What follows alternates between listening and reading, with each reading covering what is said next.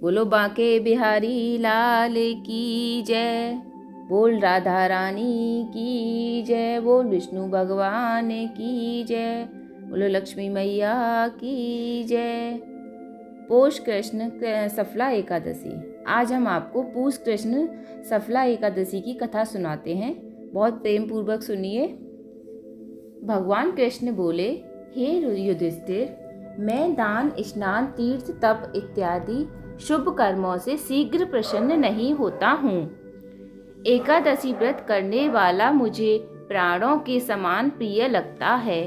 पूष मास के कृष्ण पक्ष की एकादशी का नाम सफला है।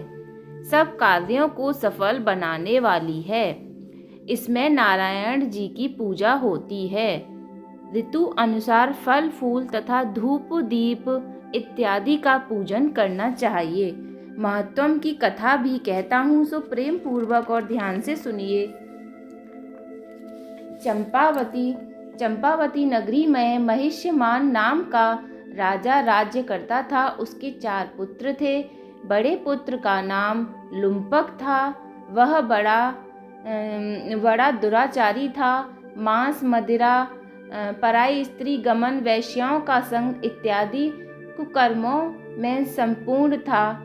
पिता ने उसे अपने राज्य से निकाल दिया। वन में एक पीपल का वृक्ष था जो भगवान को प्रिय था। सर्व देवताओं का कीड़ा स्थल भी वहीं था।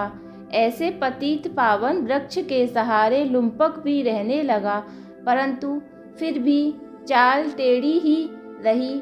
पिता के राज्य में चोरी करने चला जाता था। पुलिस पकड़कर छोड़ देती थी। एक दिन पूष मास के कृष्ण पक्ष दशमी की रात्रि को उसने लूट मार अत्याचार किया और पुलिस ने वस्त्र उतारकर वन को भेज दिया। बेचारा पीपल की शरण में आ गया। इधर हेमगिरी पर्वत की पवन भी आ पहुंची। लुम्पक पापी के सब अंगों में गठिया रोग ने प्रवेश किया। हाथ पांव अकड़ गए। प्रातः सूर्योदय होने के कुछ देर बाद दर्द कम हुआ। पेट का गम लगा। जीवों को मारने में आज असमर्थ था और न वृक्ष पर चढ़ने की शक्ति थी। नीचे गिरे हुए फल बीन लाया और पीपल की जड़ में रख कर कहने लगा, हे प्रभु, वन फलों का आप ही भोग लगाइए। मैं अब भूख हड़ताल करके शरीर को छोड़ दूंगा। मेरे इस कष्ट भरे शरीर से मृत्यु भली है। ऐसा कहकर प्रभु के ध्यान में मग्न हो गया। रात्रि भर नींद न आई। भजन कीर्तन प्रार्थना करता रहा, परंतु प्रभु ने उस फलों का भोग न लगाया।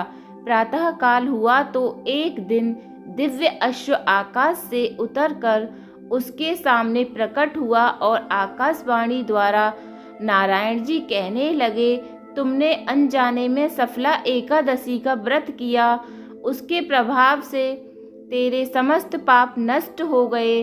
अग्नि को जानकर या अनजाने हाथ लगने से हाथ जल जाते हैं, वैसे ही एकादशी भूल कर रखने से भी अपना प्रभाव दिखाती है। अब तुम इस घोड़े पर सवार होकर पिता के पास जाओ। आज मिल जाएगा। सफला एकादशी सर्व कार्य सफल करने वाली है। इससे सारे कार्य सफल होते हैं। प्रभु की आज्ञा से लुम्पक के पास आया। पिता उसको राजगद्दी पर बिठाकर आप वन में तप करने चला गया।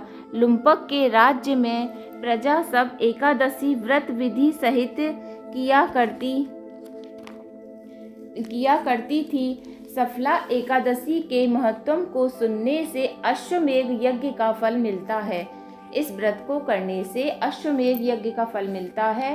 फलाहार इस दिन नारियल, नींबू, अनार, सुपारी आदि अर्पण करके नारायण भगवान की पूजा करनी चाहिए।